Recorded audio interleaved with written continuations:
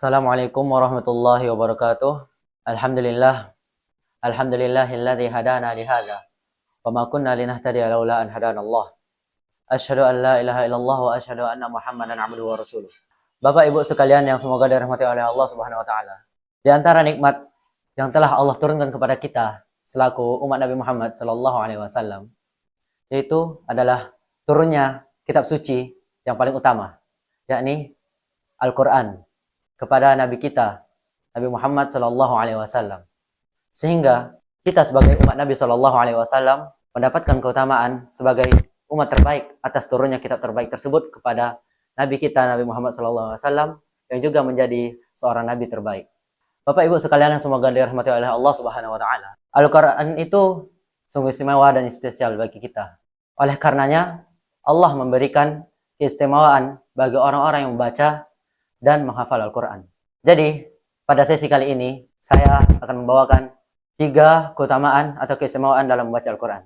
Nah, yang pertama, Rasulullah SAW bersabda dalam hadisnya, "Man qara'a harfan min kitabillah, falahu hasanah, wal hasanatu bi'ashri amthaliha. La aqulu alif lam mim harfun, walakin alifun harfun, wa lamun harfun, wa mimun harfun." Yang bermakna, barang siapa yang membaca satu huruf dari kitab Allah, yakni Al-Quran, maka Allah akan membalasnya, maka Allah akan menghitungnya sebagai satu pahala. Dan satu pahala ini digandakan menjadi 10 kebaikan atau 10 pahala juga. Dan saya, kata Nabi, tidak mengatakan bahwasannya alif lam mim itu sebagai satu huruf, tapi alif satu huruf, lam satu huruf, dan mim satu huruf. Hadis riwayat Muslim. Bapak Ibu sekalian yang semoga dirahmati oleh Allah Subhanahu wa taala. Dari hadis Nabi tadi, kita bisa mengambil kesimpulan atau menarik kesimpulan bahwasanya membaca Al-Quran itu banyak sekali pahala yang Allah berikan kepada kita semua. Coba bayangkan nih. Dari alif lam mim kita bisa mendapatkan sekitar 30 pahala. Dalam satu halaman, begitu banyak huruf yang berada di dalam satu halaman. Dari situ, kita bisa mendapatkan berbagai macam pahala dan begitu banyak kebaikan. Itu merupakan keutamaan yang pertama dari membaca Al-Quran.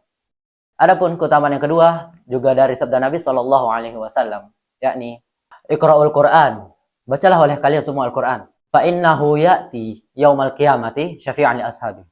Karena sesungguhnya Al-Quran tersebut bakal datang kepada ashabun atau para pembacanya sebagai syafaat bagi para sahabatnya atau para pembacanya di hari kiamat nanti. Kemudian dari hadis yang kedua tadi juga kita bisa mengambil kesimpulan atau intisari bahwasanya kita yang membaca Al-Quran, Allah bukan hanya membalas dengan balasan yang banyak, pahala yang banyak, tapi juga dari bacaan tersebut, Allah akan mendatangkan bacaan Al-Quran sebagai syafaat di hari kiamat nanti. Mungkin kita bakal merasa, gak apa-apa ini. Kita kan udah muslim, bakal masuk surga juga. Bapak Ibu sekalian, yang semoga dirahmati oleh Allah Subhanahu wa taala. Kita semua, selaku umat muslim, tentunya Allah sudah menjanjikan surga kepada orang yang mengimaninya, orang yang mengimani rukun iman yang 6, yang mengerjakan rukun Islam yang 5, meskipun haji tidak mampu kita tunaikan, tapi itu tidak terhitung sebagai kewajiban kita. Meskipun kita sebagai orang yang beriman, orang yang Islam, orang yang mukmin, tidak ada yang bisa menjamin kita semuanya dari masuknya kita ke neraka untuk dicuci kita dari dosa kita sebelum kita dimasukkan ke dalam surganya. Oleh karena itu Bapak Ibu sekalian yang dirahmati Allah Subhanahu wa taala, marilah kita membaca Al-Qur'an dan mengharap serta berdoa agar bacaan itu datang kepada kita sebagai penolong agar kita dihindarkan dari murka dan azabnya Allah di neraka nanti, di yaumil kelak nanti. Amin amin ya rabbal alamin. Adapun yang terakhir ataupun yang ketiga adalah sabda Nabi juga, alladzi yaqra'ul qur'ana wa huwa mahirun bihi ma'a safaratil kiramil bararah, walladzi yaqra'ul qur'ana yataka'ka'u fihi fa huwa syakun 'alaihi ajran.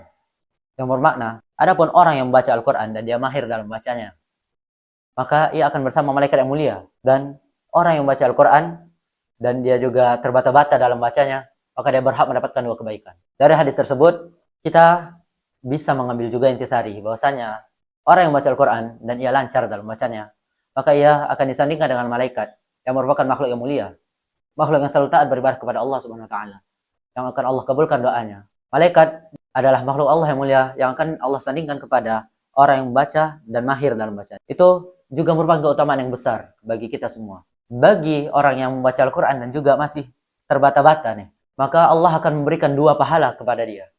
Yang ini pertama pahala membaca Al-Quran, sebagaimana kita ketahui tadi, 1 huruf 10 kebaikan, atau 1 huruf 10 pahala. Nah, kebaikan yang kedua adalah usaha dia dalam membaca Al-Quran itu juga dinilai kebaikan oleh Allah Subhanahu Wa Taala. Jadi Bapak Ibu sekalian, intisari atau kesimpulan yang bisa kita tarik dari ceramah atau khutbah singkat atau ya muhadharah singkat saya kali ini adalah tiada ruginya kita membaca Al-Quran. Begitu banyak keutamaan yang Allah berikan kepada para pembaca Al-Quran. Yang saya sebutkan tadi hanya sebagian kecil dari berbagai macam keutamaan dan keistimewaan serta kespesialan dari yang Allah berikan kepada para pembaca Al-Quran. Jadi, apakah ada alasan bagi kita ataukah adakah waktu yang akan kita lalaikan untuk tidak membaca Al-Quran? 1 halaman saja sehari, itu Allah sudah memberikan pahala yang berlipat ganda kepada kita semua. Asalkan kita tetap istiqomah dalam bacanya. Dan ingat, agar kita semua selalu konsisten dalam beribadah kepada Allah Subhanahu Wa Taala. Meskipun sedikit atau meskipun amal yang kita lakukan itu sedikit. Sesuai dengan sabda Nabi Shallallahu Alaihi Wasallam, "Ahabbul a'mali ilallah adawamuha wa in qalla." Amal yang paling Allah sukai adalah yang konsisten atau terus menerus walaupun sedikit. Mungkin segitu dari saya. Kurang lebih saya mohon maaf atas segala salah ucap dan segala kekurangan dalam ceramah kali ini. Wassalamualaikum warahmatullahi wabarakatuh.